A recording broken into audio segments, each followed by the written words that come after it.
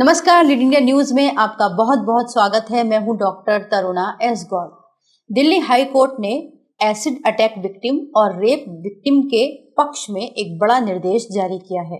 Delhi high court ने कहा कि कोई भी अस्पताल एसिड अटैक और रेप विक्टिम को मुफ्त इलाज देने से मना नहीं कर सकता। ये महत्वपूर्ण निर्देश दिल्ली हाई कोर्ट ने एक 16 वर्षीय नाबालिग बच्ची के रेप केस के बाद दिए।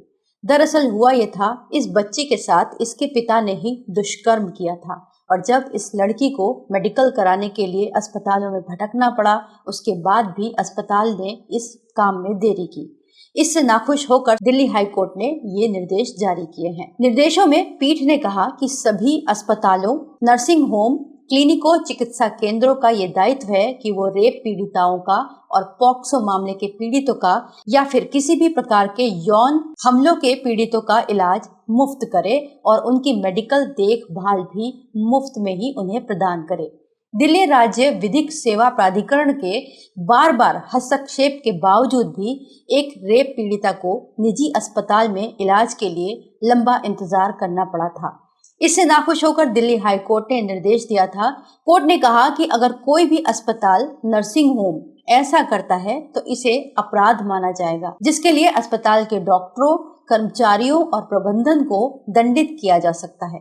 कोर्ट ने कहा कि इस तरह के केस में पीड़ितों को लंबे इलाज की जरूरत होती है, तो ऐसे में अस्पतालों को आवश्यक टेस्ट, डायग्नोस्टिक और लॉन्ग टर्म केयर भी निःशुल्क ही इन पीड़ितों को प्रदान करना होगा। इसके अलावा यदि जरूरी हो तो पीड़ितों की शारीरिक और मानसिक काउंसलिंग भी की जानी चाहिए। इस संबंध में कोर्ट ने अस्पतालों के लिए दिशा निर्देश जारी करते हुए कहा कि दिल्ली में हर निजी और सरकारी अस्पताल और नर्सिंग होम के बाहर बोर्ड लगना चाहिए जिसमें स्पष्ट रूप से लिखा हो कि यौन उत्पीड़न, रेप, गैंग रेप, एसिड हमलों की पीड़िताओं के लिए निशुल्क बाह्य रोगी और अंतः रोगी चिकित्सा और उपचार उपलब्ध है। कोर्ट ने आदेश दिया कि ऐसे अपराधों में पीड़ितों को तुरंत जांच की जानी चाहिए और यदि आवश्यक हो तो उन्हें HIV जैसे यौन संक्रामक रोगों के लिए भी उपचार दिया जाना चाहिए। कोर्ट ने यह भी कहा कि ऐसी पीड़िताओं की काउंसलिंग के साथ साथ उनकी गर्भावस्था की भी जांच की जानी चाहिए और यदि जरूरी हो तो उन्हें गर्भ निरोधक भी प्रदान किया जाना चाहिए। साथ ही कोर्ट ने यह भी कहा कि इमरजेंसी केस में पीड़िता को भर्ती करने के लिए संबंधित अस्पताल या नर्सिंग होम या फिर कोई भी हेल्थ केयर पीड़िता को पहचान उजागर करने के लिए जोर नहीं दे सकता, वो उन्हें अपनी पहचान बताने के लिए मजबूर नहीं कर सकता।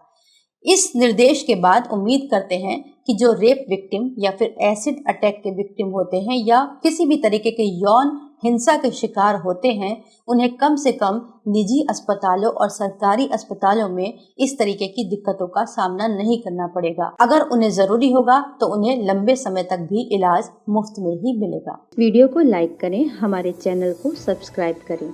हमारे वीडियो सबसे पहले देखने के लिए बेल आइकन प्रेस करना ना भूलें।